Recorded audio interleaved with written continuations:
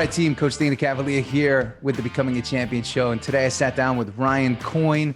He is the founder of We the People Wine. And I wanted to sit down with him and chat about his marketing. I wanted to learn about the business because he did something very interesting. Instead of trying to appeal to everybody, he said, this is who I want to appeal to. And he built his brand around that. And he's had some tremendous success in doing so. So sit back and enjoy today's episode with Ryan Coyne. I know you're going to like it, love it. And if you do, give us a thumbs up.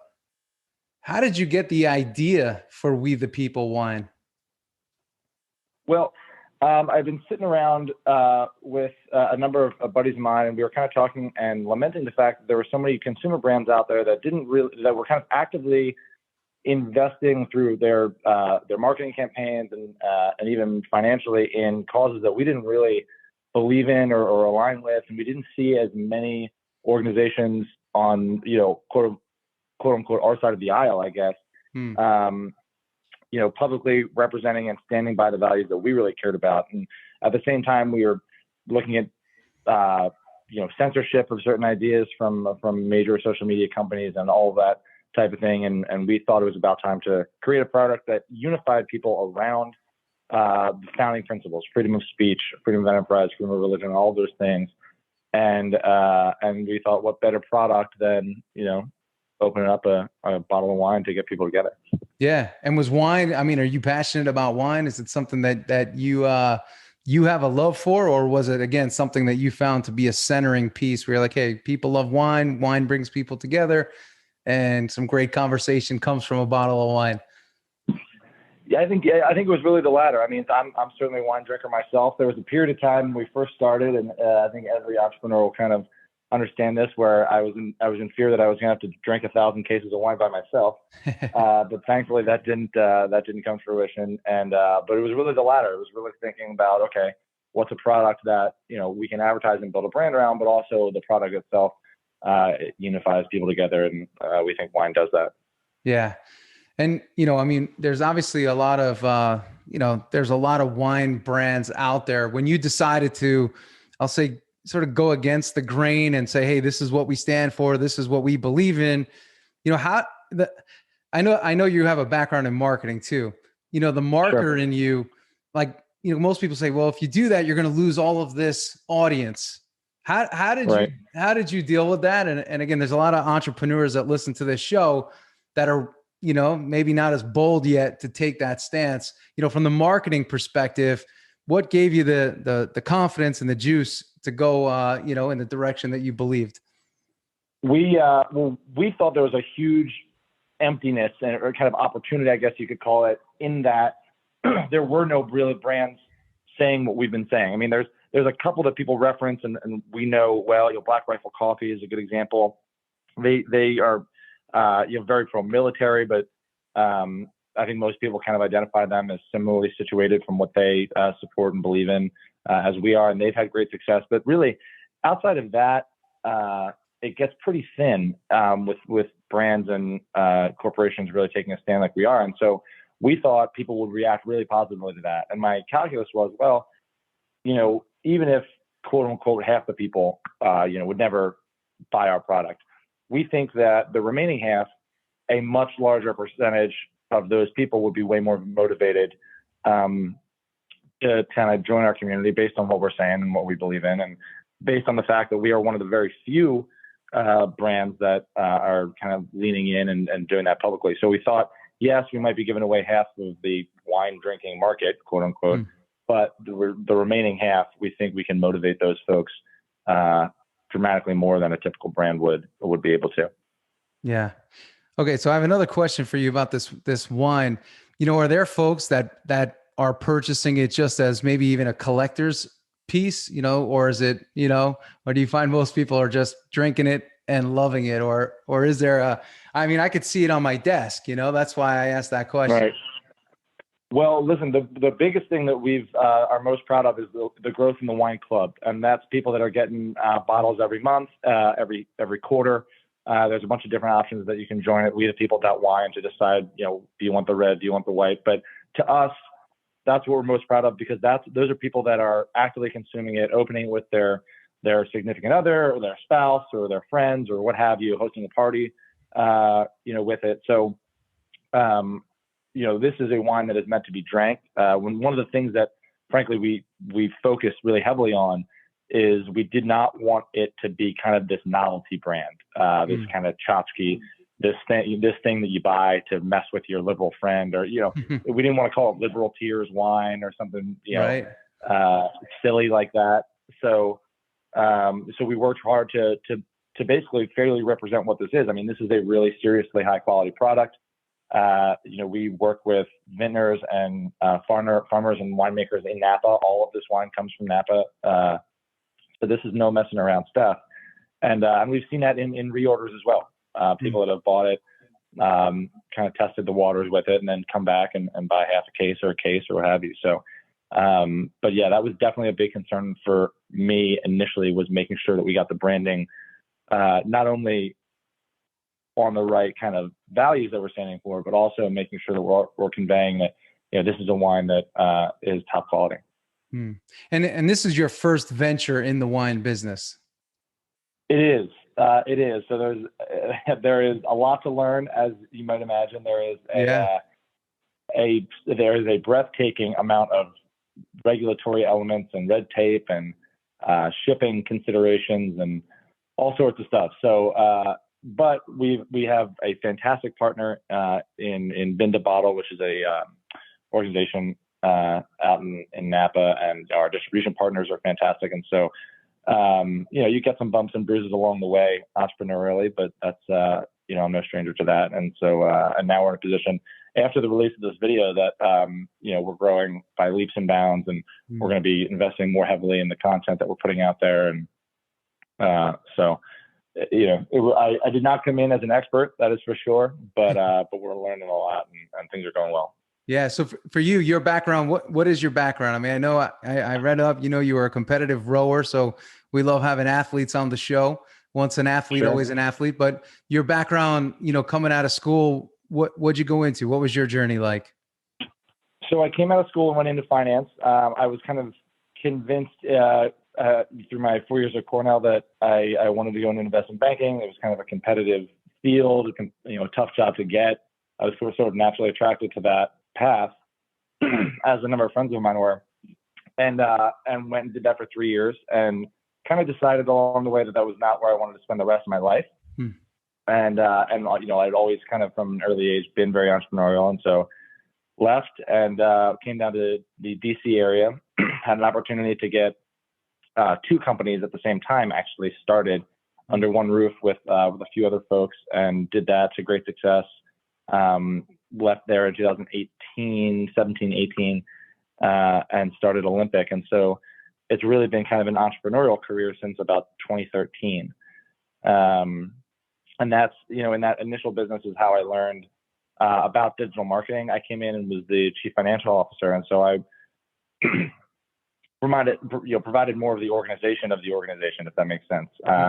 Everything from all the finance and the HR and the operations and all that type of stuff. But from there, in that role, I was also able to learn a good bit about digital marketing and how that all works. And so I was able to go off and start Olympic Media in 2018, and that's the marketing company is really the thrust of the whole operation. We have a consumer brands department, and that's where the wine lives. But for instance, Olympic Media is the one that created the video that is now somewhat famous, and handles all the kind of direct marketing.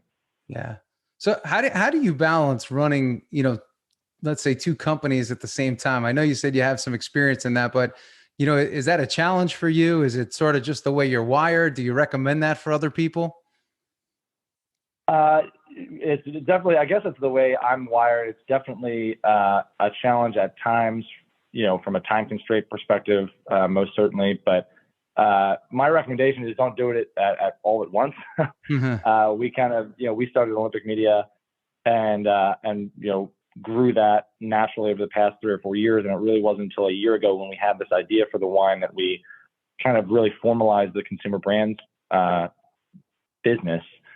And we knew that we had, I would say don't do two companies at once unless you have like a really clear unfair advantage in a marketplace. And so for us, we thought we had a really good idea. We worked hard on the branding and the label, but we also had the ability to market via email and text message and all kinds of other ways for very, very low cost because of the data that we already, had ownership over. And so that was our really kind of unfair advantage, quote unquote, to making it a success. And so we were confident enough to move forward. But I would definitely start with one and make sure that that's throwing off enough money before you start number two.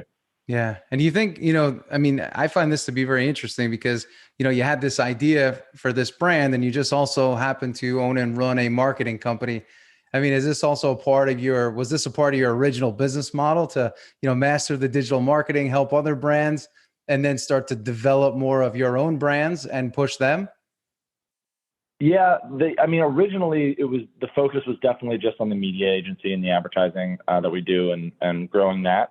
And then we just kind of saw this as an opportunity. We also have a publishing arm that is a news website. We have a couple news websites that live under a publishing vertical at Olympic Media. And so we have built that up to get success and have a great team of writers and folks writing or running that business for us. But it was really about building Olympic Media. And then when you come across the right opportunity and you have great confidence, and again, that having that unfair advantage, then you can kind of dive in and bolt those other businesses on.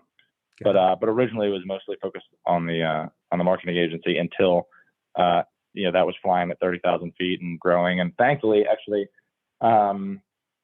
just last week, the Inc. 5000 came out, and Olympic Media was ranked number 13 on the Inc. 5000. Wow, very cool, man! Congrats.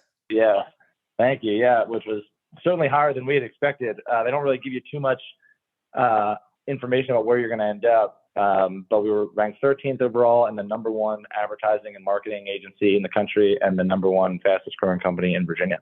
Wow, very cool, man. That's awesome. It's funny. I'm listening to you talk, and I know I heard you say you went to school up in Cornell, and I was not too far from there a couple of weeks ago. And here we are talking about a conservative brand, We the People, and you came out of a pretty liberal area up there. How did you? That's true. How did you deal with that? The People's Republic of Ithaca, New York. Yeah, exactly. So how was that for you? Because that's a different experience in itself. Well, I was there for 4 years. I had an amazing time at Cornell. I have great friends from there. There was kind of a decent amount of diversity of thought at school, I guess, when I was there. And so, my kind of, memory of those times there was pretty good. It's not quite as bad as like, a Brown or something like that. But there was all kinds of different ideas and different things being represented at college, which is kind of what that 4-year period is for. And so I did enjoy it. It wasn't, I didn't get too hard of a time as a conservative up in Ithaca.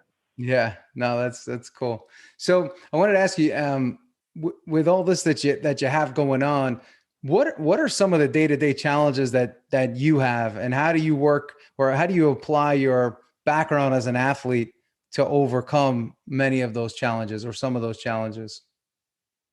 Well, I would say one of them, and it's a challenge, but it's one of the reasons that I think it's the critical reason to our success, and that's putting the right team together. So sourcing talent, finding people that, want to work for you, believe in the cause, are good folks, hardworking, will support other teammates. Putting that team together just to kind of lend itself to the athletic side is the most critical thing.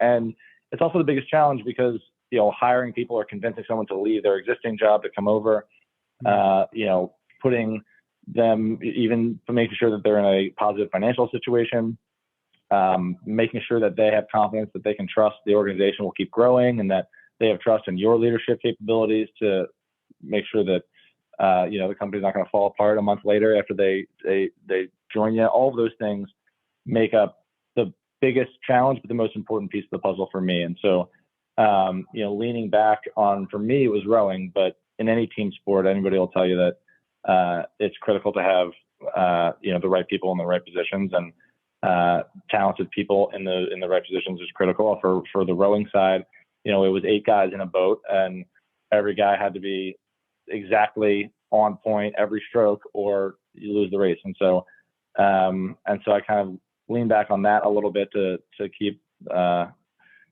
gears turning and us growing. But I would definitely say the most critical thing is having the right people. And I think for you, it's kind of cool is because you are so bold, everybody knows what it is that you stand for. So in terms of, bringing people, into your brand and onto your team, I guess it would be pretty clear what they stand for and what they know right from the jump, what you stand for. So I think, there's a challenge, but, so many times, companies, they're hoping that this person aligns and believes in what we believe. Here, I don't imagine somebody that doesn't believe what you believe joining a brand that is so bold about what it is they believe. Yeah, absolutely. I mean, we're clear-eyed and we're, certainly unapologetic, to say the least, about who we work with and what we're trying to do. And, it's critical from a team building perspective to have folks that are aligned in those missions. And, we would never turn anybody away that had, different ideas or anything like that. It's certainly not a requirement, but it is also true that we tend to attract people that, support the mission and support what the company does and want to spend their time, growing a company that supports the values that we do. And so yeah, it's been good. Yeah, it's been good. It's attracted a lot of, some unbelievable people. So I'm a blessed guy, no doubt about it. Yeah, no doubt. Who are some of the biggest influences that have played a role in helping you build this? Well, definitely my father, number one. He was an entrepreneur himself. He had a company called CB Technologies in the 90s that he sold in the early 2000s. And they were a software development company.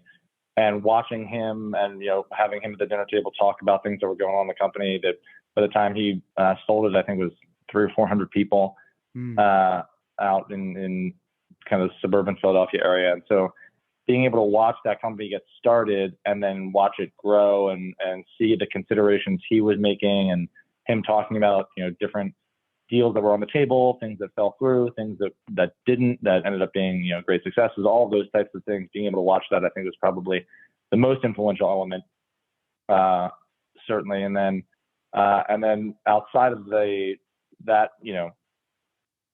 my father's influence, which obviously was enormously important. I think I do give a lot of credit to my high school rowing coach. He was kind of a transformative guy for me as well on the athletic side. And so those two men definitely helped a lot. And then, of course, probably I got to give credit to my mother for keeping me in line all these years, still does today. So.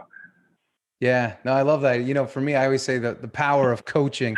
All of us athletes, we always have that one influential coach that really, helps us accelerate our life. And then there's nothing better than having those two coaches at home, to move us forward through our journey. Yeah, no doubt about it. It's unfortunate today that, some people don't value that as much, just, what happens at home and, investing in their kids the way they should. But I was also going to ask you this. I have 2 last questions for you. One is, as an entrepreneur, when you size yourself up, what would you say are some of your greatest strengths and also some of your weaknesses that you feel like you're always working on and trying to overcome and get better at? Good question. Strengths, I think if I have done anything right, I think it's been able to attract really talented people. Everything that we're seeing, I mean, even from the video that we produce, I mean, I certainly am not the one that's doing the actual production, but we have obviously an enormously talented video crew that, put that out and does so much other stuff for so many other clients. But, I think being able to attract really high quality people has been something that's certainly probably been the biggest success. And then on the downside, one of the things I think I'm trying to do better is make sure that I'm more available. There's a lot of travel that goes on. There's a lot of different things that are pulling you in different directions. And, it's important to make sure that, you are always, arm's reach away from everybody at the company. And so that's something I try to keep a good eye on, but there's certainly a lot of, distractions that can get in the way of that. So that's something I try to be better at. Got it. Yeah. A lot of entrepreneurs deal with that. That's for sure. And I wanted to ask, I have two more and we're wrapped. One of them is this, I call this the Becoming a Champion show. And I want to ask you, what does the word champion mean to you? Geez. It's funny that I started getting that word thrown around in high school. We were lucky enough to win a couple national championships in rowing in my high school, Malvern. And so that's kind of the first time that word really started to enter into my realm. I think champion means, is an acknowledgement of all the day-to-day grind and hard work that it takes to have that name applied to you. So, nobody walks into a boat or walks onto a field and all of a sudden is just a champion immediately. The champion is kind of the recognition of the years and, sometimes even decades of blood, sweat, and tears that people are willing to dedicate in order to be the top of their field. So when I hear that word, I don't really think about the national championship race. I think about, the 6 a.m. workouts and then the 2-a-days and, all of the more difficult times that you invest in order to even make it onto the field for that opportunity to get that moniker. Yeah, it's all that work that people don't see, right? Even with building brands like this, people see the end product, but they don't know how many hours went into, getting to that end product. So there's a lot that goes into building these brands. That's why I love, interviewing and speaking with entrepreneurs who get to share that story and can share that story. But my last question for you is this. Every entrepreneur has a vision before they start a venture like this. Some people again may say, oh yeah, We the People wine, it's a conservative wine and that's it. But what is the vision that you have for this company? What is your vision? What's the founder's vision here? Well, it's two parts. One is, this is a brand that's going to put its money where its mouth is. We're going to take portions of the profits from this company and we're going to invest those. I call it investing, but basically donate those to organizations that empower folks to believe in the values that we stand for. So we've already started doing that a little bit. We're vetting some other organizations right now. We'll be releasing those in the coming months. But being a brand that actively invests in advocating for and pushing forward, the values that we stand for, I think is a big one. And secondarily, I would say that I want this to empower other brands that think similarly to speak out to half the country that doesn't feel like, major brands or big social media companies fairly represent them. And I think that brands should be a little bit more bold in how they reach out to folks and in what they stand for. And I hope we see more of that. And lastly, I want a lot of people drinking a lot of wine. It's never a bad thing either. Yeah, that's never a bad thing, right? Absolutely not. Awesome. Ryan, cool, man. Big fan of the brand, big fan of how you put your message out there. And thank you so much for coming on. I know everybody appreciates hearing your journey as an entrepreneur, and everybody get out there and buy some of that We the People wine. So absolutely. Thank you for having me. Yeah. Awesome, man. Cool. Thanks again. And we'll be in touch. Absolutely. Talk soon. Well, I hope you got some great value out of that sit down with Ryan of We the People Wine. He showed us what can happen when you make a decision to not please everybody, but to find your group and find your tribe and find those people that you align with. See, too often in business, many try to appeal to everybody. And when you appeal to everybody, oftentimes you appeal to nobody. See, he wasn't afraid to put a flag in the ground, put a line in the sand and say, hey, this is what I believe. This is what we as a brand believe. And if you believe that too, come on over here. Come and join us. Drink our wine. And that's what We the People stands for. That's what We the People wine is. So I hope you enjoyed today's episode. And if you did, give us a thumbs up, give us a like, put some comments down below, share some of your business insights, some of your thoughts, and some of the things that you're dealing with. This is Coach Dana Cavalea, and I hope you enjoyed today's episode, and we'll see you next week with another episode of the Becoming a Champion Show. See ya.